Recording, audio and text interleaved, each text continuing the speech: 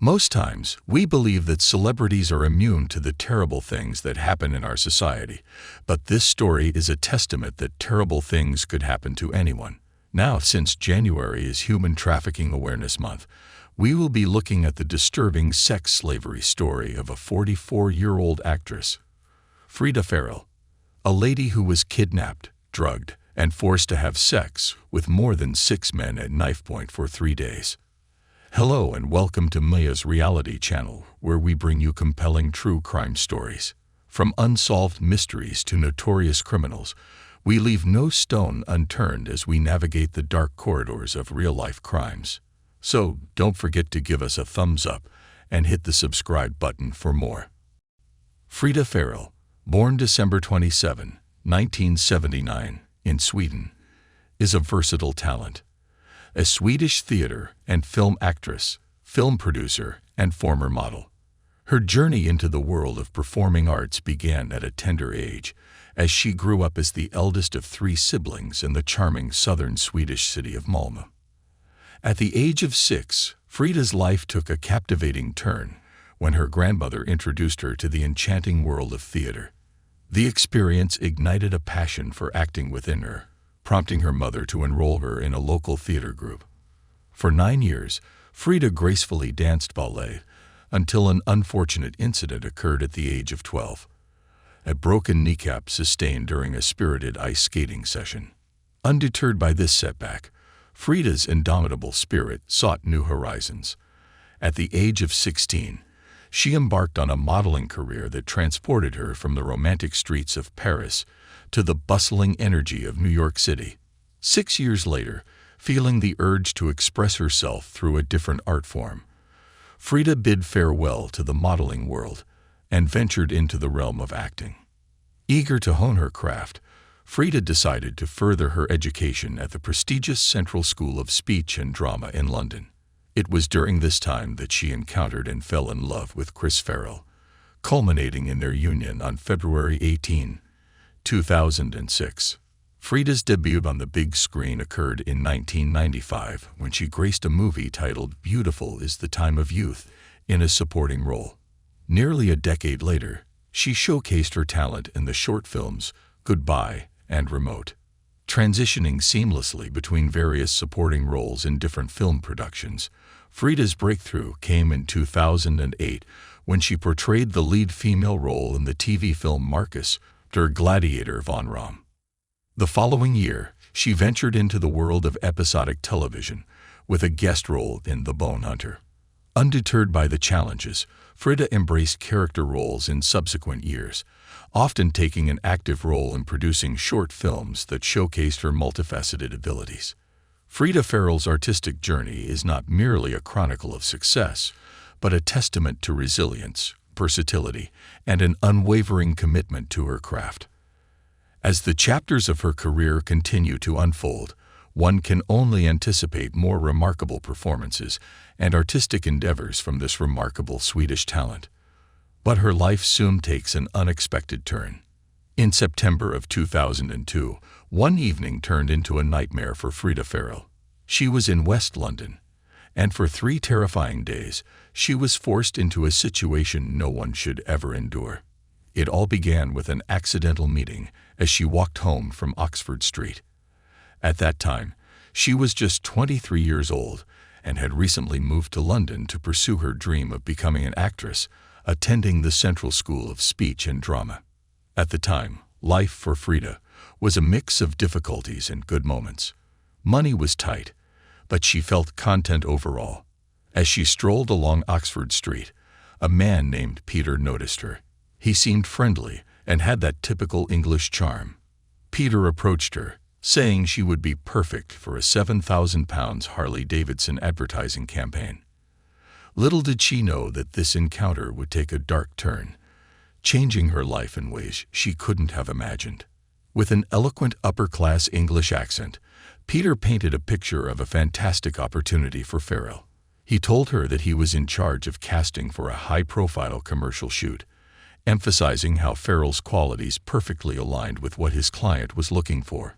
To solidify the prospect, Peter suggested that Farrell audition for the opportunity and handed her his business card, seemingly sealing the deal with a touch of sophistication.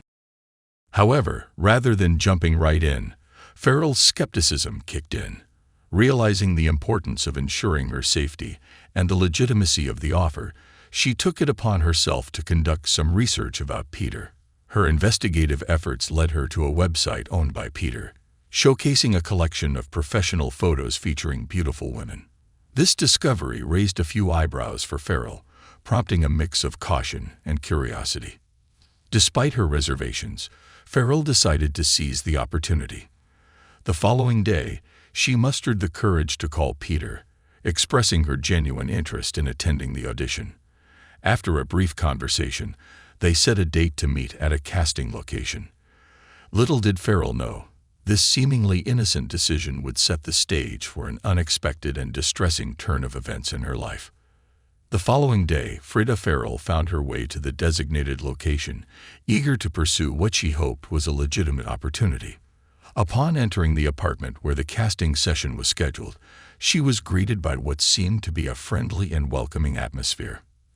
An assistant promptly offered her a choice of beverages: coffee, tea, water, and a selection of fresh fruit, creating an illusion of professionalism and hospitality. As Frida stepped into what was presented as a photography studio, everything appeared to be in order. The setting exuded an air of legitimacy, and Peter, the seemingly courteous photographer, embodied the perfect gentleman.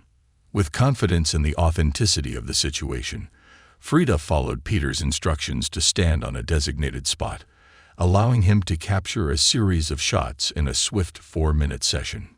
Peter assured Frida Farrell that the client would make a decision, promising to call with the outcome. Little did Frida know, the friendly facade and the seemingly innocent casting session were just the beginning of a harrowing ordeal that would unfold in the days to come. The next day, Peter's assistant called Frida Farrell with exciting news that she'd landed the job.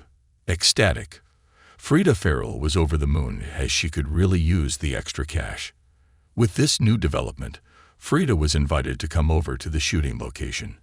However, as soon as she returned to the same location for what was supposed to be a photo shoot, everything took a terrifying turn.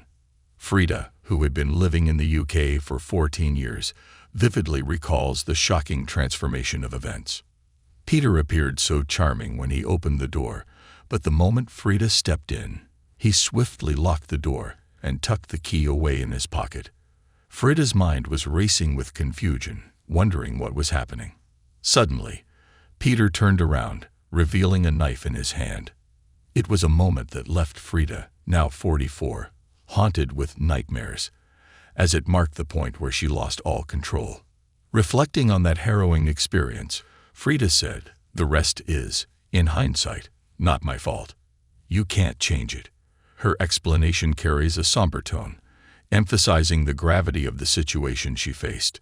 Locked inside Peter's deceitful studio, Frida went through a series of disturbing events. She recalled that she was handed a bag containing used underwear and was instructed to put it on. Alongside this unsettling directive, she was given a glass of milk with a strong suspicion that something was added to it. In her own words, Frida reflects saying, "I knew he put something in it. I'm not stupid. I looked at him and he knew that I knew. We didn't have to say anything."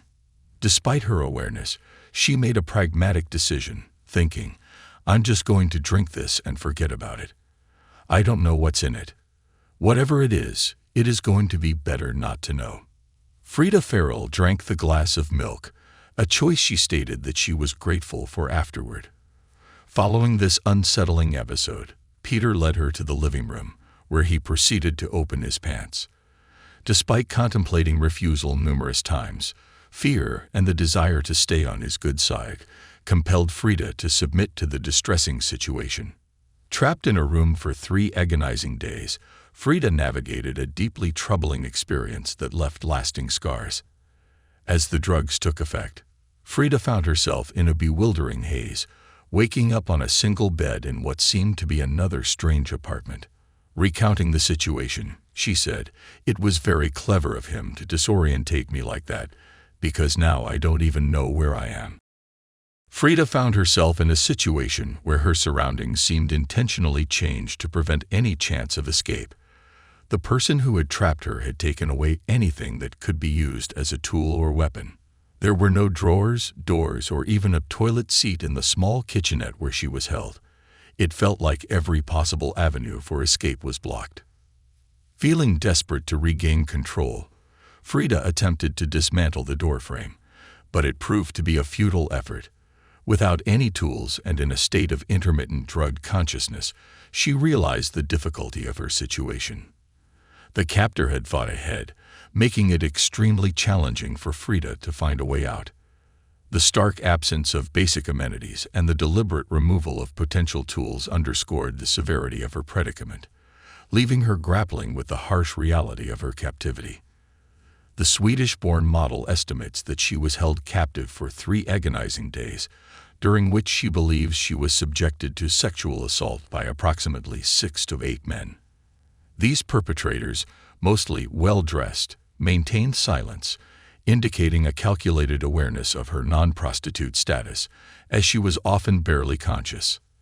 As Frida endured this nightmarish ordeal, the passage of time became a hazy blur, with Peter periodically returning to administer more drugs, often concealed in milk.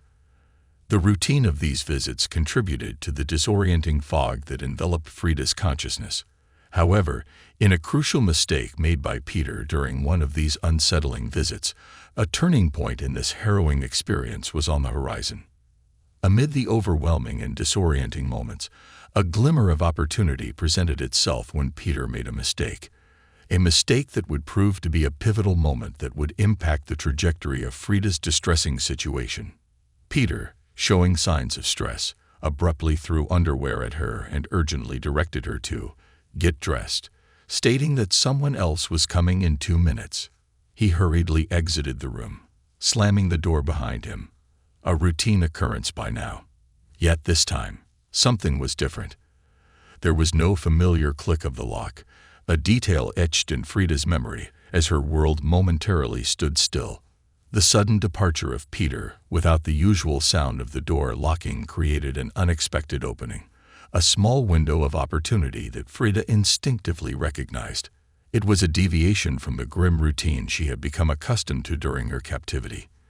The significance of this subtle change triggered a surge of hope within Frida, realizing that this might be a chance, albeit a fleeting one, to alter the course of her terrifying ordeal.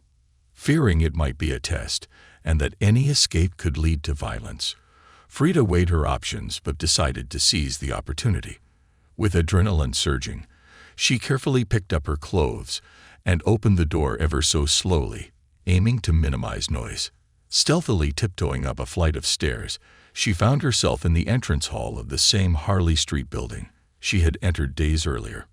Running for blocks and blocks and blocks, she sought refuge at a friend's house in Acton, West London, too frightened to return home. Days later, urged by her friend, Frida mustered the courage to approach the police.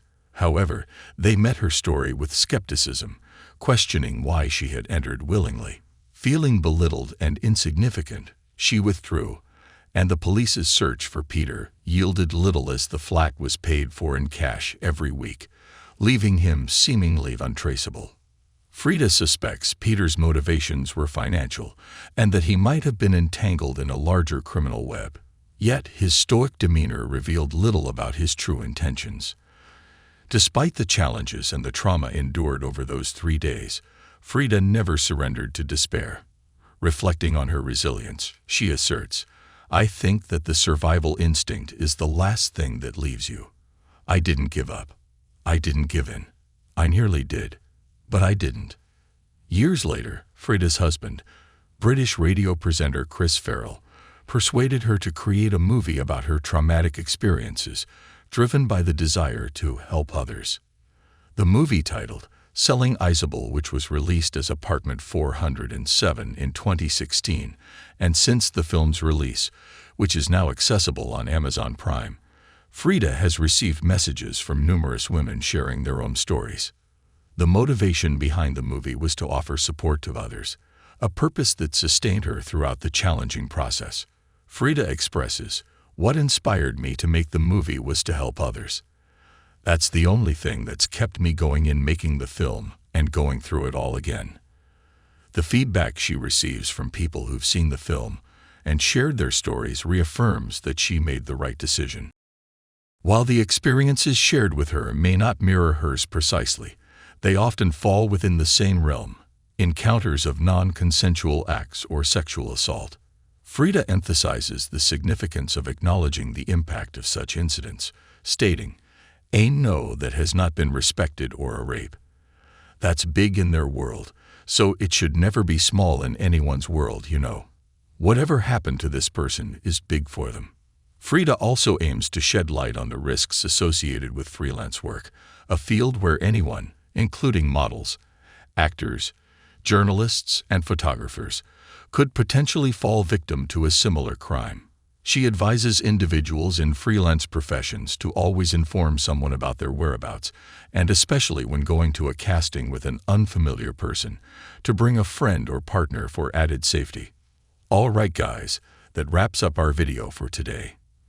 If you want more videos like this, be sure to hit that like button and share this video with your friends. Also, don't forget to subscribe to our channel to stay tuned for more amazing content. Thank you for joining us, and see you next time.